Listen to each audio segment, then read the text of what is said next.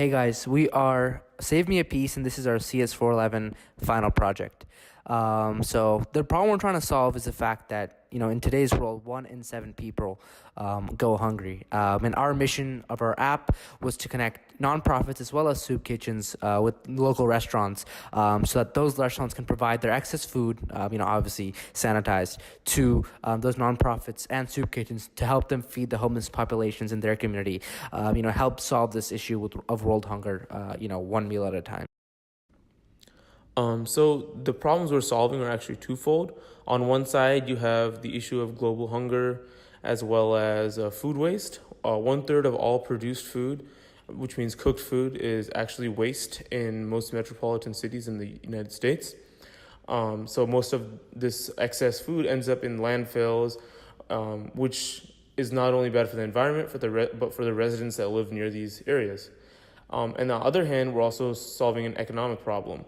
So even if restaurants do have positive cash flow with wasting 1/3 of their produced food, they still are limiting themselves by only selling 2/3 of their produce. So by allowing them to sell their excess food at a discounted rate, even if they're losing money by serving, they'd still be losing less money than they were before. Okay, this is our app, Save Me a Piece. Here's our homepage. So let's say that in this situation, I am a restaurant and I want to register with here. So just input my information.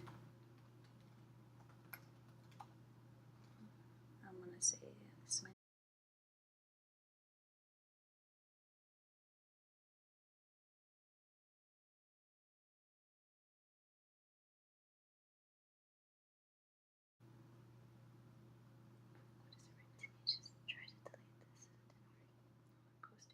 Okay, it worked. Wow. So picking back up.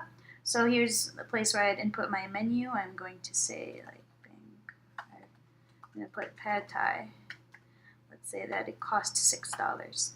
So what this recommended price does is that it goes down as the closing time gets closer for the restaurant. So this is the price that we recommend they sell to the nonprofit to, and it gets lower as time goes on and the restaurant closes.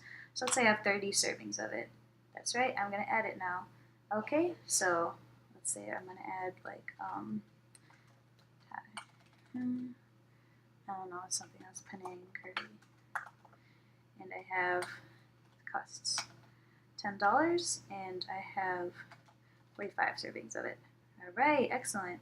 But also we have the option so that if they mess up, oh no, I'm not a pizza restaurant. I messed up, so I will now remove it. Oh, there we go, it's all removed. So what we can see with this feature as we sign up as a nonprofit. So let's say I am the nonprofit. What's it?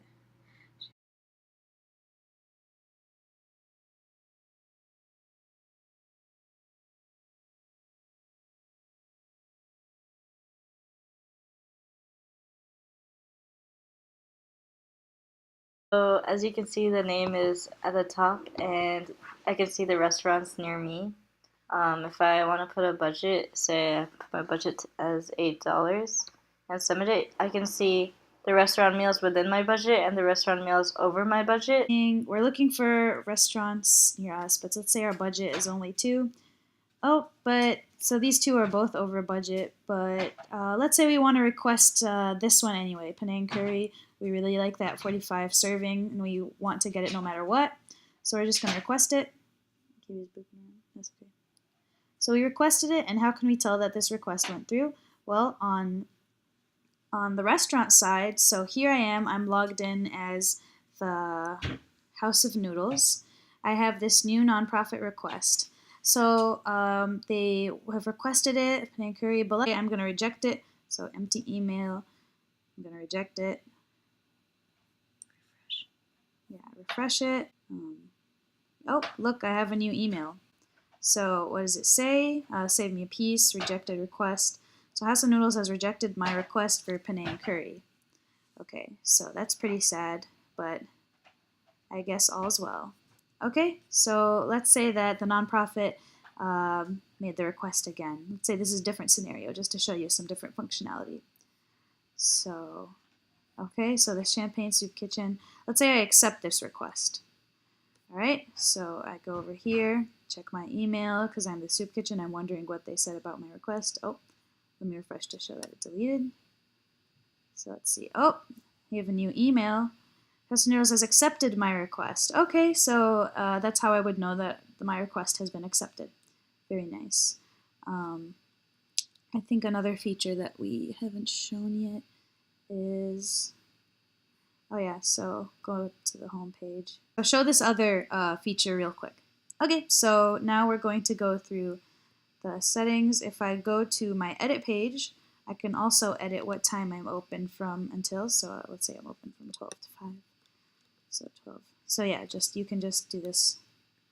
So 12 to 17.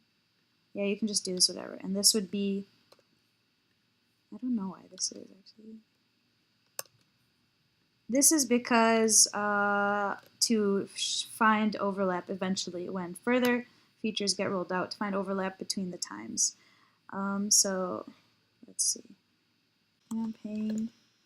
So this is another functionality of logging back in. souppitch@gmail.com.